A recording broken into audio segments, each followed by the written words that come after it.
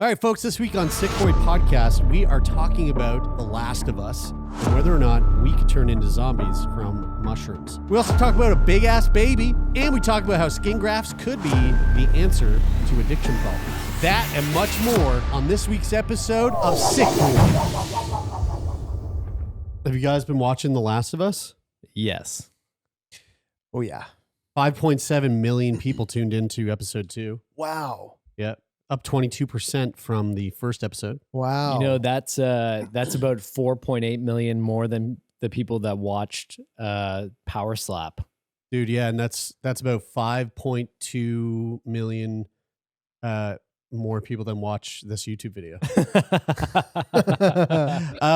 So yeah, Last of Us. Why am I bringing up The Last of Us? Well, I figured it would be a good idea to talk about The Last of Us on this week's Feel Good Friday episode, because if you are not familiar with The Last of Us, it is an acclaimed video game, one of the best video games of all time.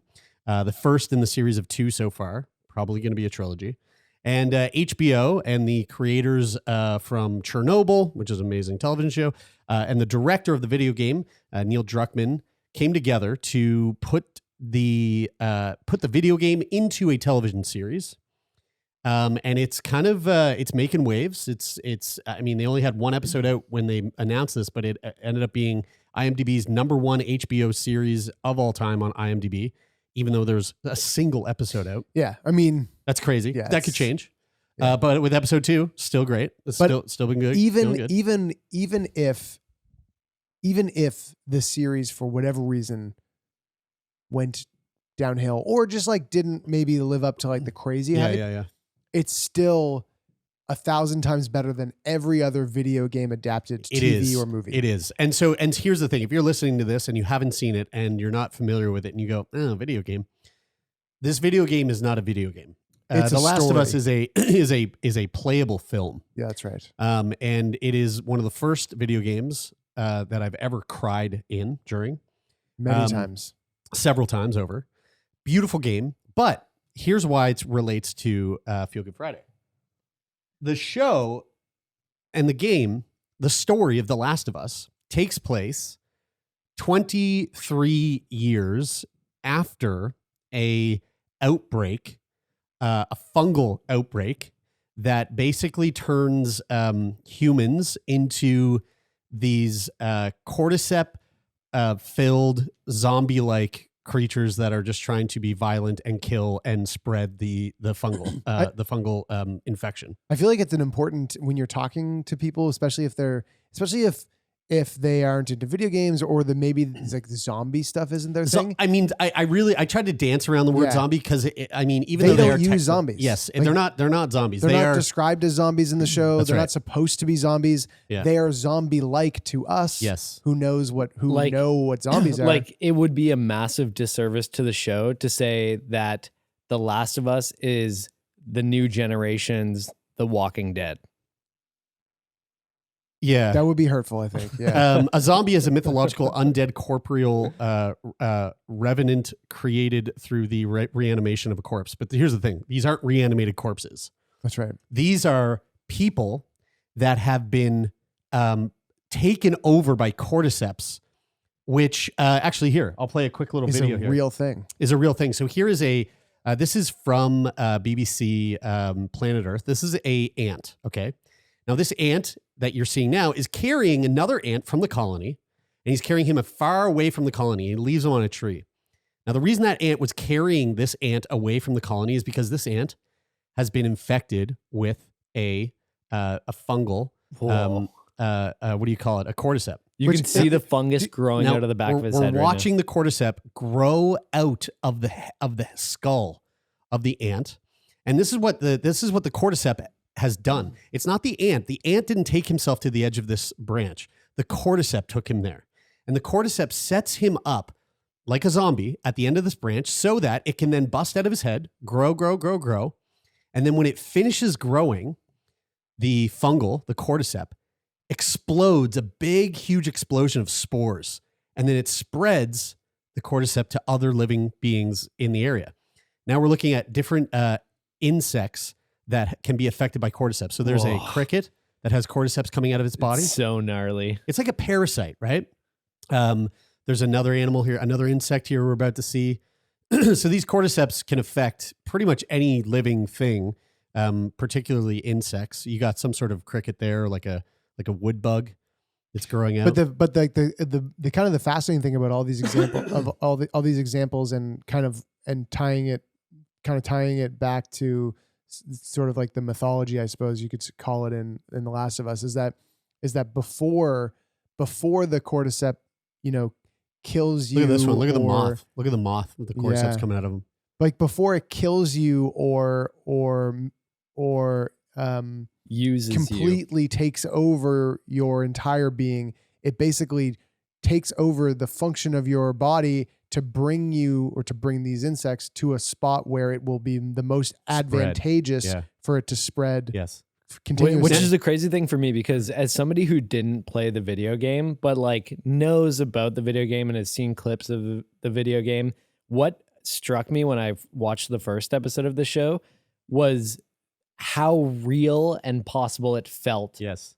That this situation could because potentially happen it's really to humans. just it's that we know can happen in insects. Yeah. And we know that it can't happen in humans, but if it could. Here's a fly with that's been infected by cordyceps. It's so gnarly. Do you want to see? Do you guys guess what this is? What do you think that is?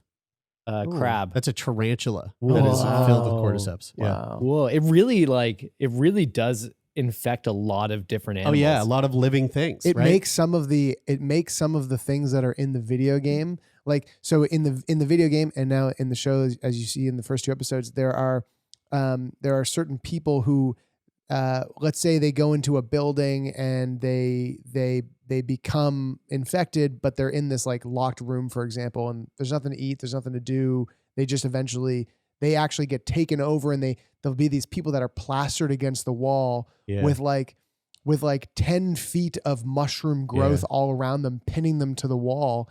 And so nasty. And it's kind of like what you're seeing in some of these photos. And it makes those representations in the show not nearly as far-fetched once you see examples of this in the real world. So one of the best parts of the show so far, and this is not a part of the video game. In episode 1 and 2, the very first 10 minutes of each episode, they sort of set up what was happening in the world prior to the outbreak. This is information that you don't have in the video game. So they're like giving us more of the story that we never got from the game. And the very first episode, we're going to show a clip here from the very first 5 minutes of the episode. And it's this set of doctors in the 1980s that are on a talk show. And they're talking about the potential for a pandemic outbreak of some sort. And they're talking about viruses. But there's a mycology specialist on the panel, and he starts talking about the potential for a fungal outbreak, cordyceps outbreak. So here's a clip of that first little conversation. Fungal infection of this kind is real, but not in humans. True, fungi cannot survive if its host's internal temperature is over 94 degrees. And currently there are no reasons for fungi to evolve to be able to withstand higher temperatures. But what if that were to change? Right. So basically the reason why this hasn't happened up until that point is because these funguses can't survive in humans because they're too, they're not warm enough. And now we are currently going through a bit of a climate change, as we all know, where we, depending on where you live, you see it very evidently. Here in Nova Scotia, we had our first snowfall a couple of days ago. That's very rare for us. In the past, we would have snow slamming us by November, and every year it gets a little further and further down the road. Our first snowfall this year was January. I think last year we had it in December. Next year it might be February. When I was growing up, I had a rink in my backyard every winter, starting in mid-December, and it was frozen until March. And now scientists are tripping out because they are thinking, and I read this in an article the other day, they're speculating that the next viral pandemic, they're speaking specifically to viral, could be something that is frozen in the ice. That is frozen in the ice in the Arctic that has been dormant for years, but it thaws out. A couple of guys working at a research base up in the Arctic, they find a dog. The dog runs in. The dog seems like a good boy, but it turns out that dog is just riddled with like some sort of alien virus. It takes over the entire place, kills everybody until there's 2 guys left. One guy who's drinking a bottle of Jim Beam, the other guy is just exhausted and tired and frozen, and the whole place is burning down, and only 2 of them are left alive, and they're both going to freeze to death and die. And that is The Thing. Yeah, I was going to say, that sounds like the plot of The Thing. Yeah, one of my favorite movies of all time. So I mean, we're about to see. Here's another clip from The Last of Us from that same scene. What if, for instance, the world were to get slightly warmer? Right? Oh. Well, now, there is reason to evolve. One gene mutates, and an Aspergillus, Candida, ergot, Cordyceps, Aspergillus, any one of them could become capable of burrowing into our brains and taking control, not of millions of us, but billions of us. It's billions. Okay. With a B. Yeah. Yeah. What about with a T? Not for another Tillions. like 50 years. Tillions and tillions of us. Mhm. Yeah. Here's the last clip from that little scene. And there are no treatments for this, no preventatives, no cures. They don't exist. It's not even possible to make them. So if that happens, We lose. Game over, man. You know what? Game over. It makes me so like when I saw this scene, it was like, I mean, extremely powerful. I Yeah. think it plays on like the Especially trauma because of COVID. like COVID Yeah. and that too. But Yeah. The timing is perfect for like this show. it's funny because it's got like a similar vibe to Contagion when they're like pre-outbreak, they're talking about like what potentially could happen. But then you hear about this where it's like, no, we couldn't create a vaccine. We'd basically be fucked. But my question in watching this was like, okay, this is compelling because I don't understand the science of it and I don't study this. Could this really happen? Yeah, so, like, could well, this really happen? So here's a neat little article about that. So the HBO series The Last of Us depicts a world where fungus infects billions of people and pushes humanity to the brink of extinction. While this scenario is purely fictional, experts say that the potential threat posed by fungi in real life should not be ignored. I'm going to say fungi because that's what Paul Stamets says, and he's my daddy. The show begins in the 1960s with a bleak speech about epidemiologists and the danger of fungi, which we just watched. So sorry, I said 1980s, 1960. Warning that if the world were to get slightly warmer, then there is reason to evolve, referencing the potential of fungi to infect and overpower a person's mind. In the show, a mass Cordyceps outbreak leads to a devastating pandemic, which transforms people into bloodthirsty abominations. However, the idea of fungi being able to infect and control the brain is not entirely without scientific basis. Professor Elaine Bignell, a world leader in the field of human fungal pathogen research, states that there are numerous fungi infecting the brain of human beings all over the planet, often with devastating outcomes. So we're already seeing it. She goes on to say that a number of fungal species are quite prominent pathogens and kill hundreds of thousands of people every year. It's just that the public is not well aware of this. Because of the deep state? Because of the Illuminati. Viewers of The Last of Us have noted that a few of the dangers identified by its fictional epidemiologist featured last year on a list of health-threatening fungi by the World Health Organization, WHO. Among the fungi deemed most high risk was Aspergillus fumigatus, a common mold that is widespread in the environment of homes and outdoors, which can cause chronic and acute lung disease and can be deadly. Now, Brittany Murphy I was going to say. died from this thing. I don't know if it Black was specifically black mold. Candida species, which are behind complaints like yeast. thrush and skin rashes and yeast infections, are also one of the leading causes of bloodstream infection in intensive care patients. I don't know how you guys feel about this, but like those first two examples, they don't scare me as much. No. You know, like Well, they're not as like- scary as zombies. Right. That's Right? what I mean. It's like okay, And it's not there's this this. thing.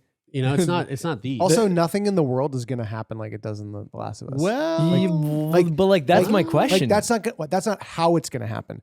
It could happen. It's not going to happen like that. well, there's also Just the same way that COVID wasn't contagion. there's also Cryptococcosis neoformans, which infects lungs and brain, causing pneumonia and meningitis in immunocompromised patients. Also made the list. It kills more than 100,000 people a year in sub-Saharan Africa. Now, when it comes to cordyceps, all right, this is the one specifically that we were looking at here earlier on the tarantula. And cordyceps are what are infecting the hosts in The Last of Us, the series. I wonder if mushroom sales will decline.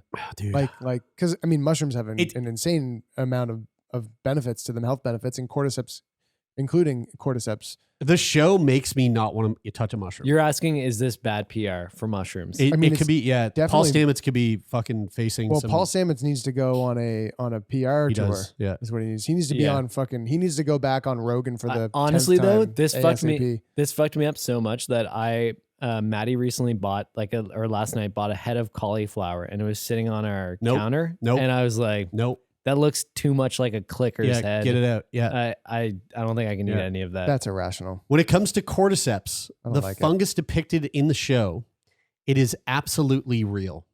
Dr. Mark Ramsdale, a professor in molecular microbiology at the MRC Center for Medical Mycology, states that there are about 600 species of cordyceps. They are predominantly insect pathogens. It's their insect host that they manipulate and change their behavior. And so from that perspective, there is some basis there. Found in tropical forests, the fungus penetrates the insect's body via spores, which are released to allow a fungus to reproduce and defend itself. The fungus then guides its host into a more humid location to help it grow before feeding on the remains and launching new spores from its corpse. However, cordyceps is also used in treatments and therapeutics for humans, notably Chinese herbal medicines. Another facet of the Last of Us foreboding speech shared by the WHO's landmark report was the influence of climate change on the nature of fungi and our relationship with it. Professor Bignell says the impact of global heating will be profound for all microbes on our planet. There are some 150,000 identified species of fungi in the world, well short of the millions estimated to exist, and few have been studied in detail. The show highlights the potential dangers that fungi poses to humanity. And while the scenario depicted on the show is purely fictional, it serves as a reminder that the threat of fungi should not be ignored, and more research needs to be done to understand their potential impacts on humans and the environment. So again, right now, insect pathogens, but those cordyceps bring them to a more human place so they can grow better. If the temperature of the planet starts to lower, could those pathogens become humanized? Could those cordyceps find a way to mutate so that it would affect humans the way that it affects that ant? Yeah, I mean, this is what good science fiction is all about. I know. Playing on the very entertaining but not that far-fetched science that exists. Going, hey, this isn't something that can happen now, but it's something that could theoretically happen in the future. Given the right or wrong circumstance. Okay, so because we are all fans of The Last of Us and we are all fans of talking about aliens, I'm curious how, Taylor, for you, what do you feel like is more realistic? An alien encounter or a cordyceps outbreak where people are turning into human zombies? Statistically? Which one do you think? I'm not asking you. That's easy. I'm asking you to put data to it. I'm just saying, what do you think? Statistically, that's easier. Clearly, something happening on our planet that already exists that doesn't have to go anywhere is the logical answer. Wrong. Benny and Barney Hill. Statistically, Benny and Barney Hill already went through this. You are probably statistically. I never said statistically. You're probably more likely. The difference between. The difference between alien abductions happen. The difference between the alien aliens coming to our planet and doing something to us, or this happening is like orders of magnitude.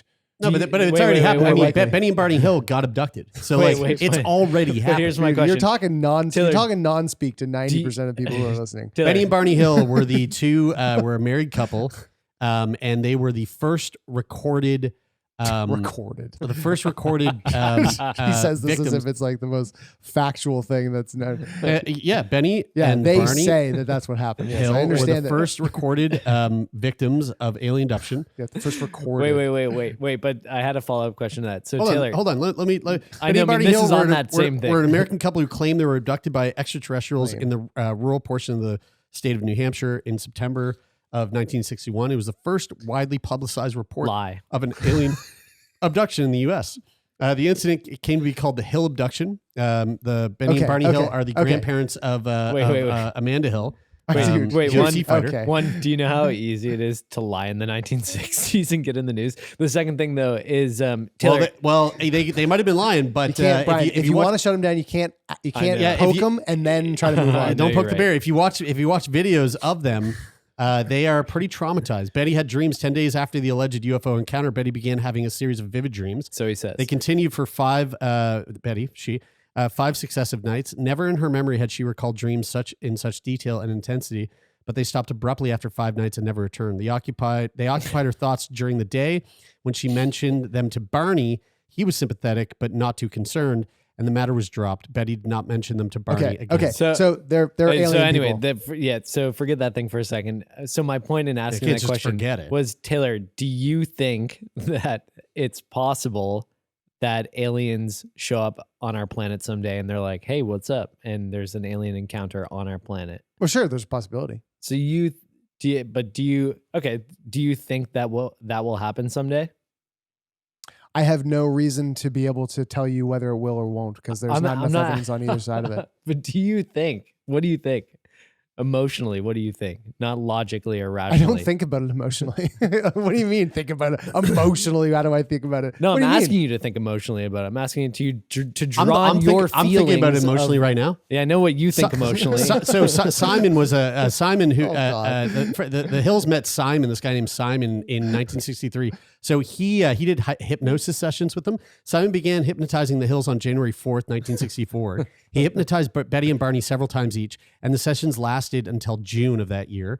And he conducted the sessions on Barney and Betty separately so they could not overhear one another's recollections. Now, after the hypnosis sessions, Okay, can Simon, So now we hold gotta on, hold on. believe in Let me get this. hypnosis. After the hypnosis sessions, Simon speculated, you're going to like this, that Barney's recollection of the UFO encounter was possibly a fantasy inspired by Betty's dreams. Simon thought it was one of the most reasonable and consistent explanations.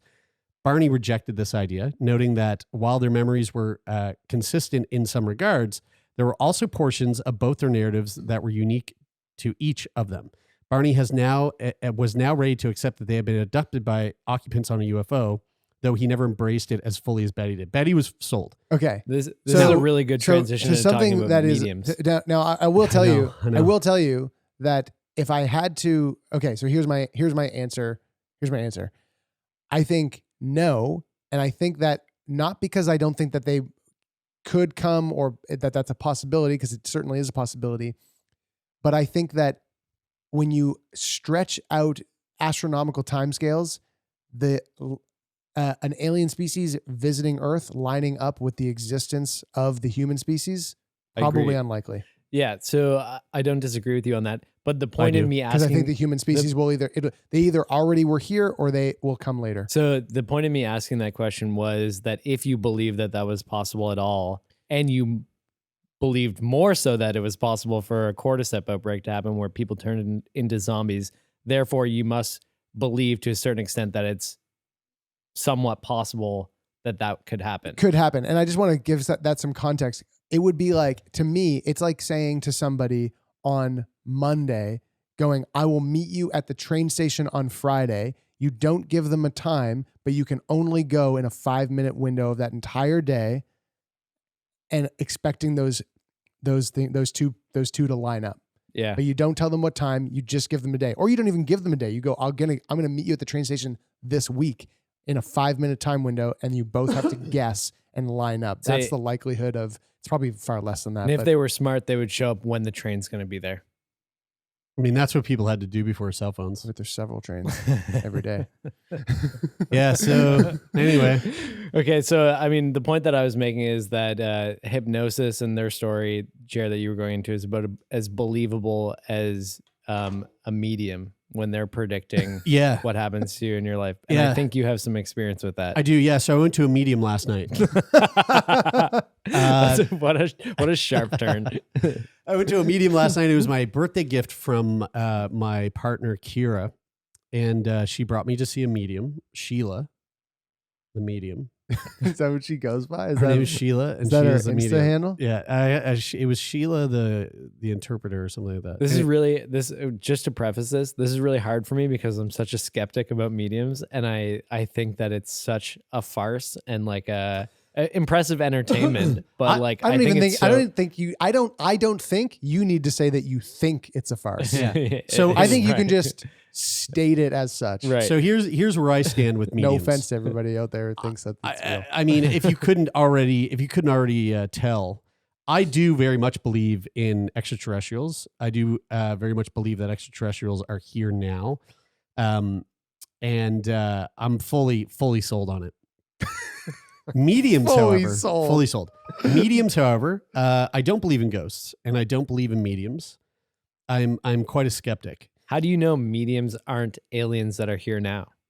And how That do you doesn't fall into my belief of it. and how do you reconcile being fully sold on something that right? based on evidence So- is very much out? There's a bunch of evidence that the New York Times has been talking about UAPs that is very clearly something's happening. So, but the reason I stated that is because because I believe in aliens, I fully understand why I don't have a fucking rock to stand on when I say that I don't believe in aliens. Okay. Oh, okay. Okay, So perfect. it's Wonderful. like for me to sit here and Sure. poo-poo on a medium Right. is fucking crazy. It's like because somebody sitting here poo-pooing on you liking aliens. Yeah, you're very you're aware. oh yeah, totally. Like Okay. I know it is bonkers for me to believe in aliens to the degree at which I do. Okay. Which Okay. gives me no right to say that mediums are bullshit. However, Sure, okay. I don't think I don't believe in them. Sure. But my experience with my medium last night, Sheila, was interesting. No doubt. very much interesting. I'll say this. If she's not a real true medium, she's a very good fake medium. Now I've been to this is the second psychic I've been to in the last year. The first psychic I went to was fucking awful.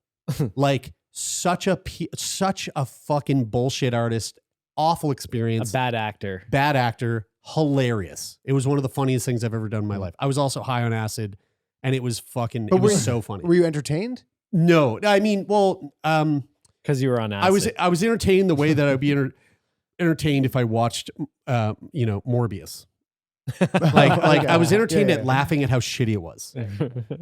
But Sheila last night, Sheila entertained me in a way where I appreciated her work. Okay.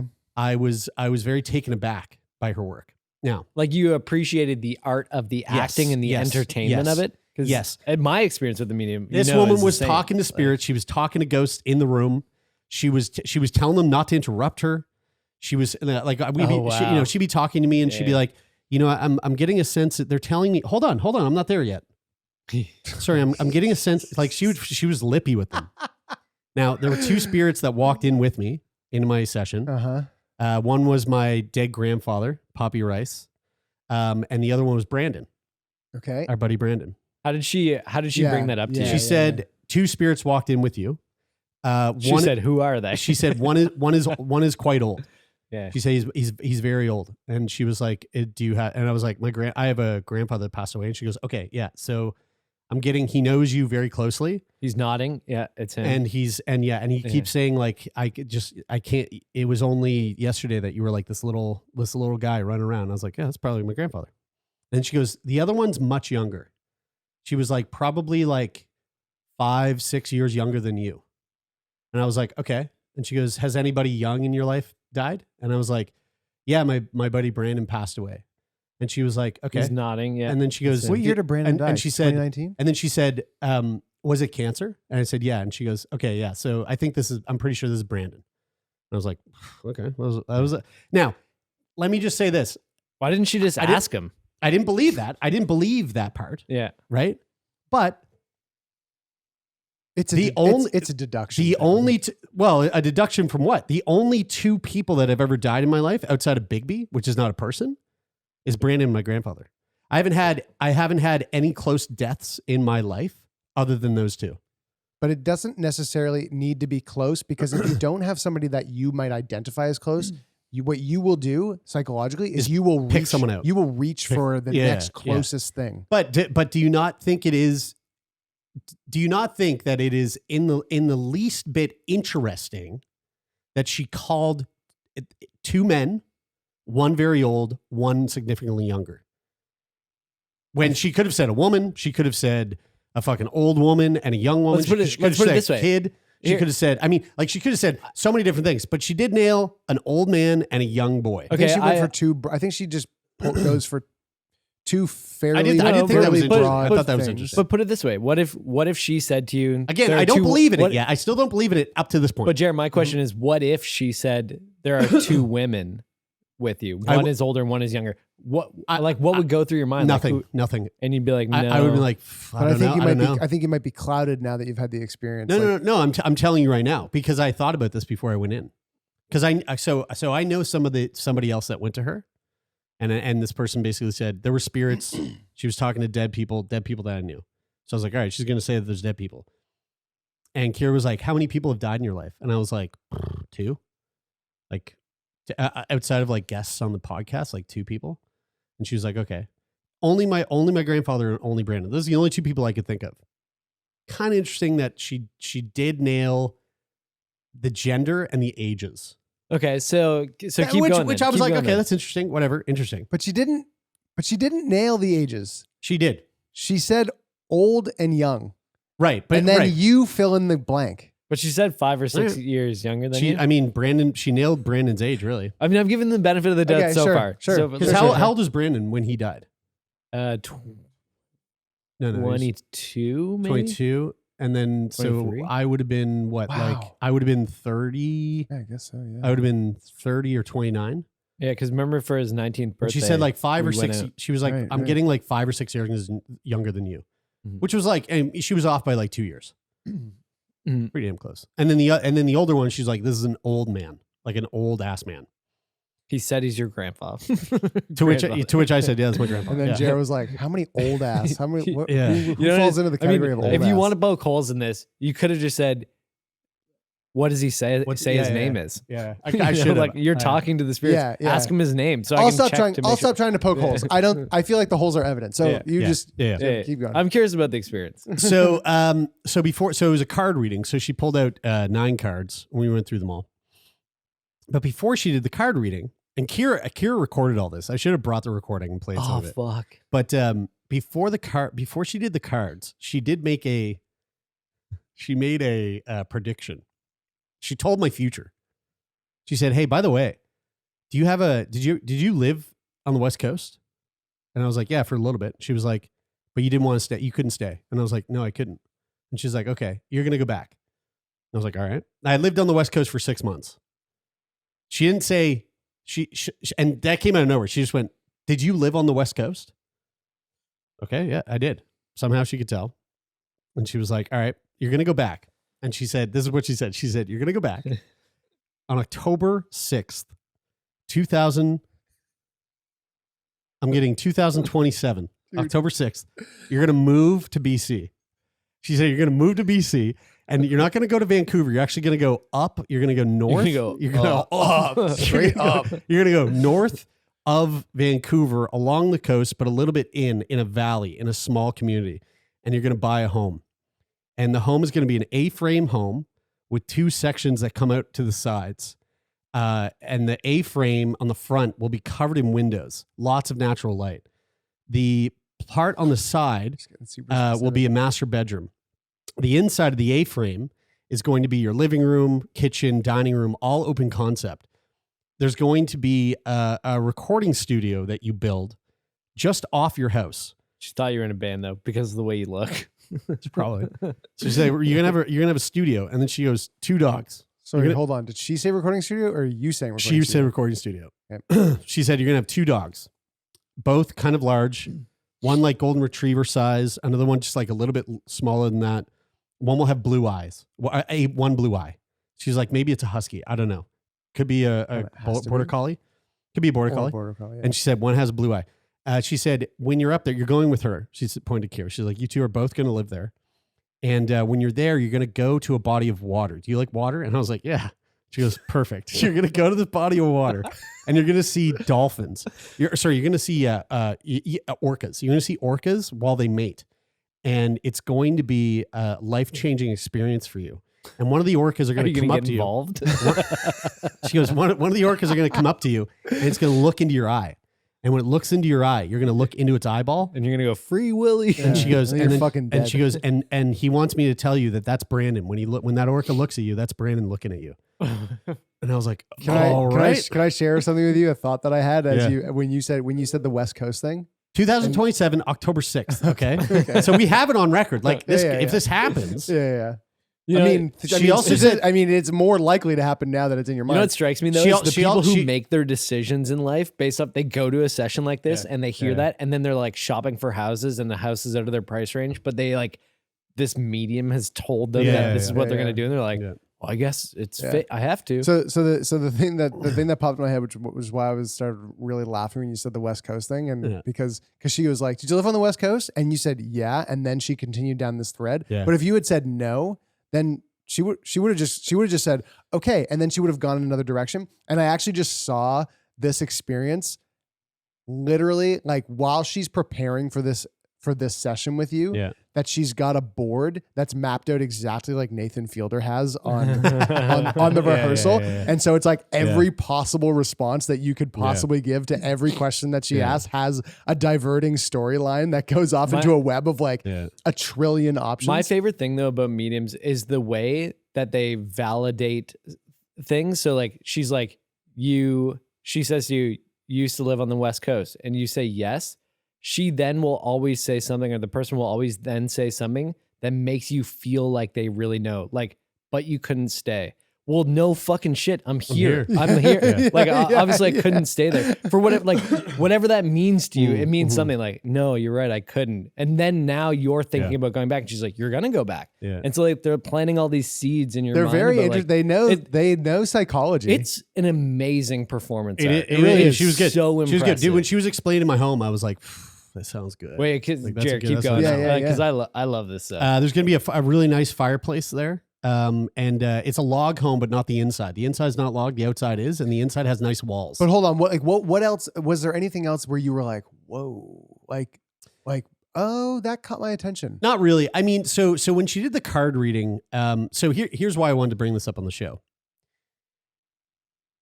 When it was over and we left, what I felt like was, and I attribute this kind of to what I feel, how I feel about tarot cards. If you're not familiar with tarot, they are cards that have, there's the Joker. Why are you smirking? Is it tarot or is it tarot? It's tarot. Tarot cards are a deck of cards that you can read to different types of readings that can like give you insight into your life.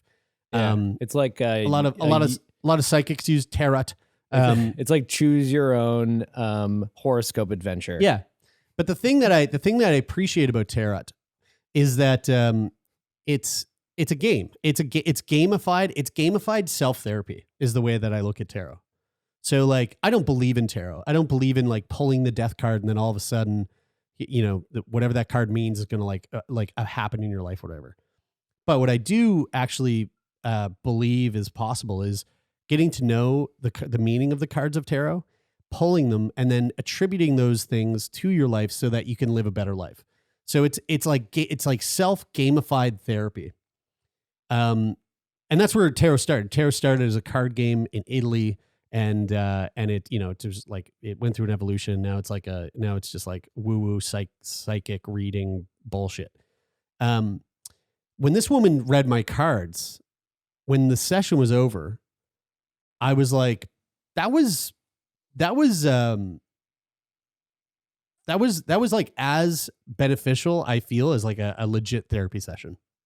I could see that because she every card she pulled. So she pulled a card for like my current state, my my recent past, my recent future. The person last night did this. Yes. My hang-ups, my strengths, my my outlook, my goals, yada yada, whatever. She pulled like 9 cards. Everyone she pulled, she would then start to like shrink me based on what the card said. Mm-hmm. And it got my juices turning and me thinking about myself and thinking about, so like one of the things she pulled actually, this was kind of interesting. She pulled a card and she was like, oh, and I'm going to say this, I know you're going to laugh, but she pulled a card and she goes, oh, did someone hurt you recently? And I was like, yeah. And she goes, okay, who? And so I told her, I was like, this person hurt me. And she was like, I see. Well, this card that I just pulled tells me that. And it's also telling me that because the way this person hurt you, you are still holding on to that hurt. You haven't forgiven the person. And that's playing out in this way with your current relationship. And the way you show up in your current relationship is based on the hurt that you felt in the past from this other person. And in order for you to get to this point, pointing to like a card she pulled before, she was like, you need to get over this. So that bullshit that you're pulling with her, you got to fucking stop that, because you're looking in the rearview mirror. You got to be looking forward. She said some cool things. She goes, you got to look forward. She's like, when you're driving your car, the windshield of the car is big, so you can look forward. The rearview mirrors are small. So like, why are you looking in these small ass mirrors when you can be looking through that big fucking fat mirror window in front of you? And I was like, yo, that's fucking so cool. That's I was like, that's something cool a therapist would say. You know what though? So I'm feeling, one, in just saying that, you've changed my mind about mediums. And the reason why I say that is because I hear what you're saying. And I think that if you go in and buy into the experience and hold in the back of your head that like, you know, this is just an actor, it's not real or whatever. And yeah, whatever you think in the back of your mind, if you go in and fully embrace that, it could be an incredibly therapeutic. And here's the thing. I went in as a super skeptic, but I went in with a fully open mind. Right. I was like, Kira's paying $100 for me to go sit with this fucking old lady in her house to tell me a bunch of shit that I already know, or like shit that isn't true. But I'm going to do it, and I'm going to lean into it, and I'm going to embrace this. And when I came out of it, I was like, I actually came out of that with like a lot of benefit. And like, in fact, this morning, like I woke up this morning and Kira said something to me, and I caught myself reacting immediately. I started reacting to what she said. And then in the midst of reaction, I went, oh wait, no, this is what fucking Sheila was talking about last night. What are you doing? Don't do that. And then I didn't go through with it. And then by way of not going through with it, it was like, it was a really great setup for the day for Kira and I. Because it could have spiraled into some kind of thing where we got into an argument about something fucking petty, and then, you know, I'm fucking sour at her and she's sour at me, and the day just goes by and you're like, you got that gut feeling where you're like, oh fuck, man. Like I wish the conversation didn't go that way this morning.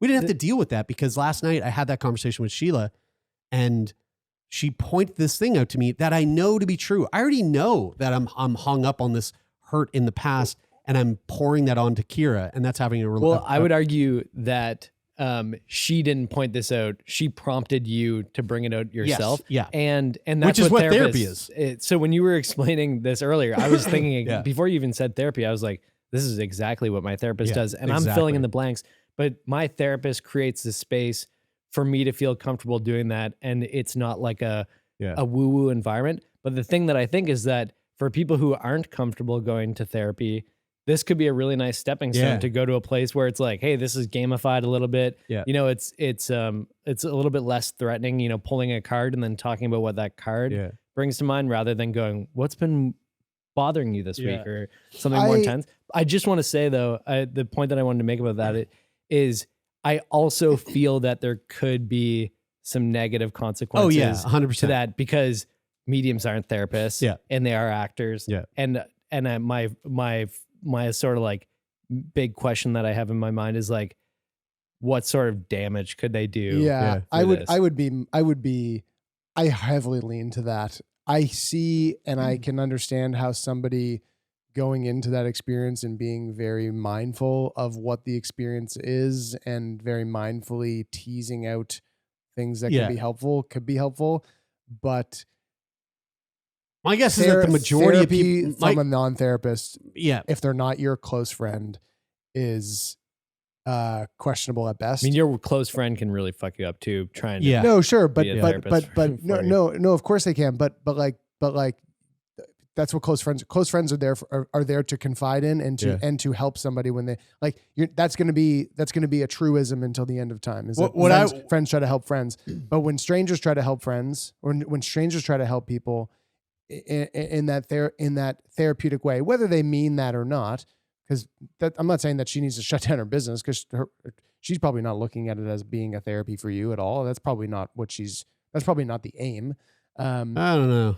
I mean, Yeah. it might be. I feel like that's kind of her bag. But I think that there's a lot. I think that there is a very great number of people who are psychologically susceptible to taking that type of experience in a way that is more unhelpful, because it's not.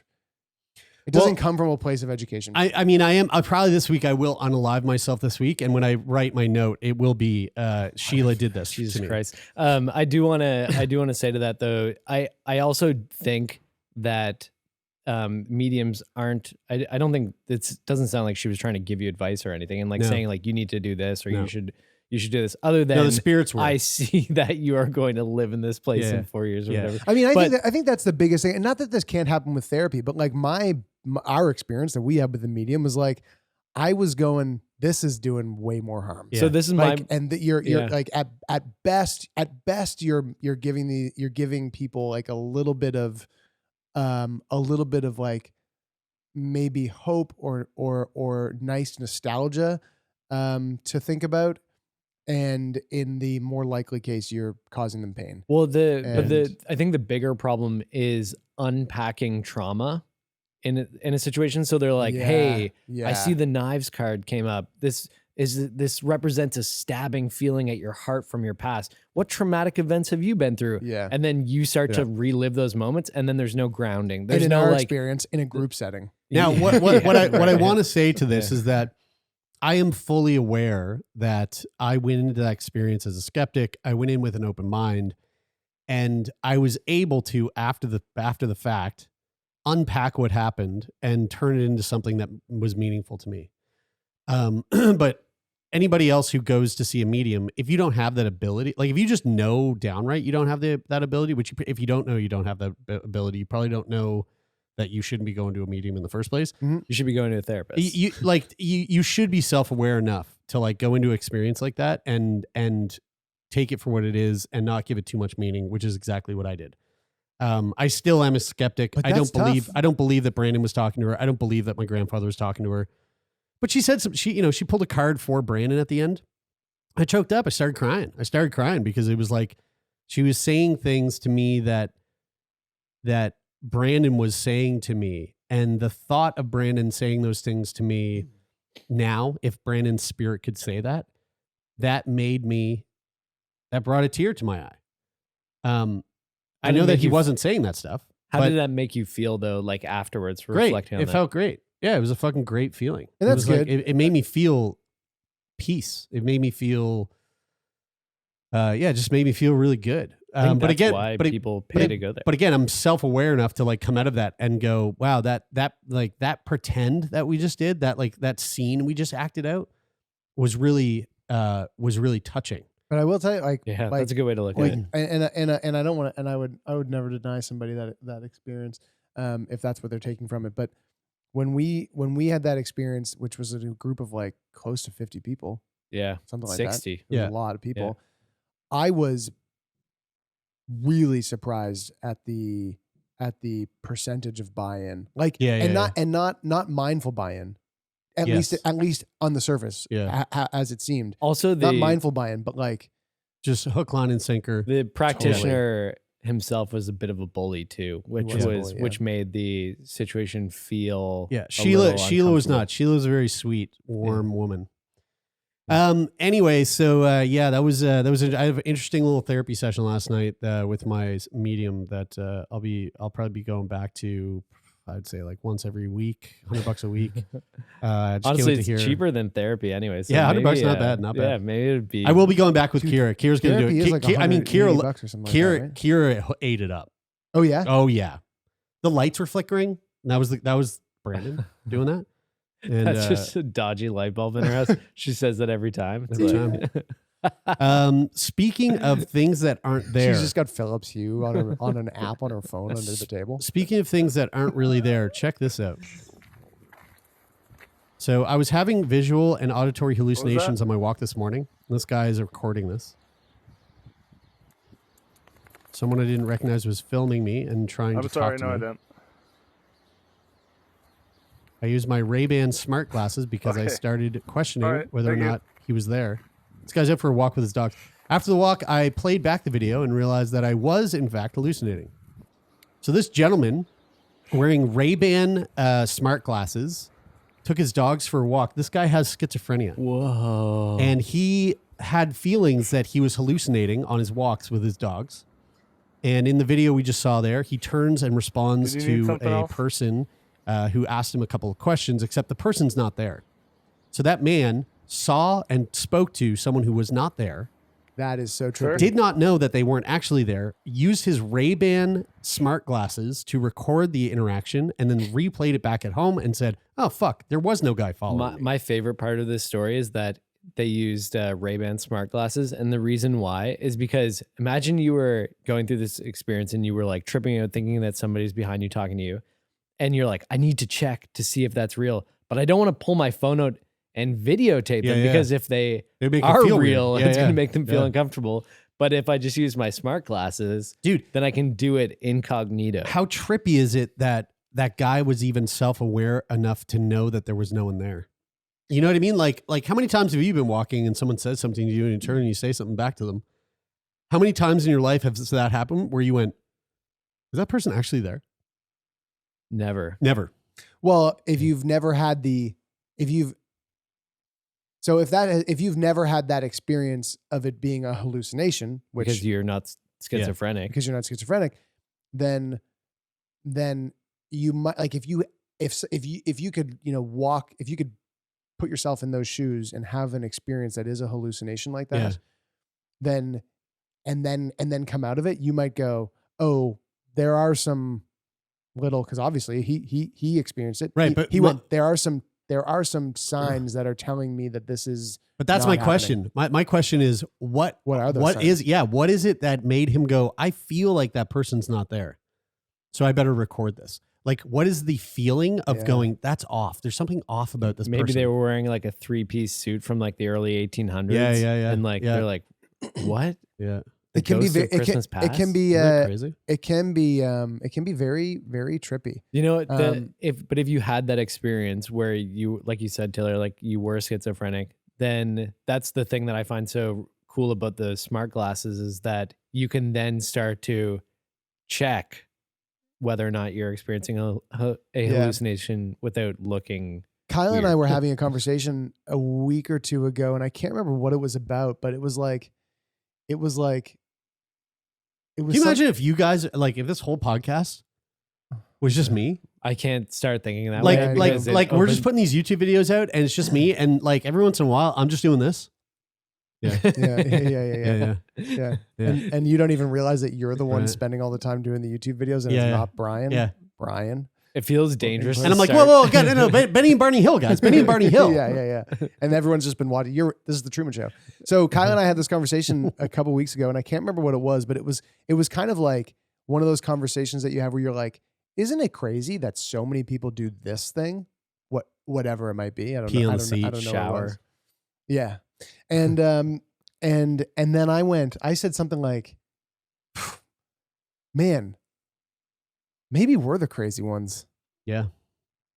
You know, like, have you just to have that thought I think for a that second? all the time. Just to have that thought for a second to go like, we're sitting here thinking that in this particular regard, like we've got our shit figured out. Yeah. And I'm like, what if we are the ones that are completely ass backwards and it's everybody else who's got Yeah. it right? Well, I mean, like you don't like you not believing Sheila. It's like, dude, Yeah. Right. Yeah. You crazy. Most people do. You crazy. And but just having that thought for a second, even though it was quite fleeting, because I was like, I'm pretty sure I'm good. But having that fleeting thought of feeling for a moment like you are completely out of touch, Maybe you are. that like it's a very disconcerting You know, sensation. wisdom of the crowds is generally right. So it's interesting to think about that more often than Wisdom of the crowds is generally right. Yeah, I think that's a complete falsehood. What you just said to me. it's not. No. You should. I'm going to send you some Steven Pinker. Is that a videos. book? Wisdom of the Crowds is always right. I'm going to send you some Might- Steven Pinker videos because it's really data over a long periods of time that's always right. And I'd say wisdom of the crowds is probably almost exclusively wrong because it's based on in the moment feelings. Yeah, well, you and Steven Pinker maybe are the crazy ones Yeah. because everybody else thinks Yeah. opposite to that. So This guy also perhaps likes this is- IPAs. So Hold on. Perhaps that's why. Hold you're on, crazy. but are you crazy because it's opposite or are you crazy because it's wrong? I don't know. I don't know. I don't have the data from a lifetime of research to know about it. I'd have to collect that. Steven Pinker, dog. I got a question. How big was Zaya when she came out of Kyla? 8 pounds, 7 ounces. All right. Well, 9 ounces. this baby Angerson from Brazil, he was 2 feet tall. Which 8 pounds, 9 ounces is about 8.5 pounds. 2 feet tall, 16 pounds, 7.3 kilos. Feet tall. Mother Cladane Santos dos Santos, 27, 2 feet Gabe- tall isn't that crazy. gave birth to Angerson, mean, by C-section it's on Wednesday. but- Both mother and child are said to be in good health. Angerson narrowly misses on the national record set by Anda Milton dos Santos, born in 2005, weighing at 17 pounds, 8 kilograms. How much did this baby weigh? 16 pounds. Wow, that's really big. But Yeah. it's not crazy tall. Zaya was 20. It's one of the biggest babies Zaya in the was world. 21 inches, I think. But The biggest baby in the world is 1 pound lighter, heavier than this. I mean, it's fucker. extremely heavy. I mean, when you think about it in weight, see the thing about babies when you're talking about both height and weight is that when I say, 24 inches, which is 2 feet, is not that big compared to Zaya, it's like on a percentage basis, it's a lot bigger. On a weight basis, it's literally twice Zaya. So wait, 2 feet isn't that big? Well, Zaya was, I think, 21 inches. So But you said that she was in the She was tall. the 100th percentile or something. She was of- she was in the tall, like the 85th or 90th. right. So if you can percentile for imagine that height. she's that tall, and then this baby is 12.5% taller plus double the weight, then It's a that's big baby. Dude, yeah, big no, ass totally. freaking baby. I'm not talking. I'm more so talking height, but in weight, it's twice Zaya. Yeah. I mean, That's was a big baby. That was And a Ze- heavy baby. and Dude, what does her Kyla belly look like? and Kyla's not a small person. No. Kyla's 5'8", yeah. and Zaya was tough. Yeah. You know what's crazy is that my brother and I together were 10 pounds. That's what makes me scared about getting Kira. Like if Kira and I ever decide to have a kid, which we won't, but like if we ever decided we would, I she's mean, so little. me saying I that. feel like her having a baby, and especially if she had twins, because we'd have to do IVF. I Yeah. feel like she'd just split. But there's no really there. I shouldn't. I was being misleading by drawing a conclusion between Kyla's height and like the challenge of having a baby because it Yeah. has nothing to do with that. It has to do with your pelvis and like Kyla's Kira's not got a real small pelvis. Kyla's not curvy. Is Kira? No, she's like this little tiny You guys, gymnast. we can't. It's problematic that we're talking about women's bodies without them in the room here. It's true. Yeah, it's true. Shut the fuck up. All right, let's move on to this week's edition of What the Hell? Skin graft. You guys know what skin grafts are? Yes. Yes. Well, skin graft could be the next breakthrough addiction treatment. Researchers at the University of Chicago have found a new way to combat addiction, and it's as easy as taking a piece of skin. They discovered by taking a piece of skin from the patient and using the gene editing tool CRISPR to edit and grow new and improved cells, they can regulate dopamine spikes against alcohol cravings or produce an enzyme that blocks the effects of cocaine and then reattaches it to the patient. The mice experiments were a huge success as the mice who were hooked on cocaine and alcohol turned up their little mousy noses at the stuff after receiving a graft of genetically altered human skin.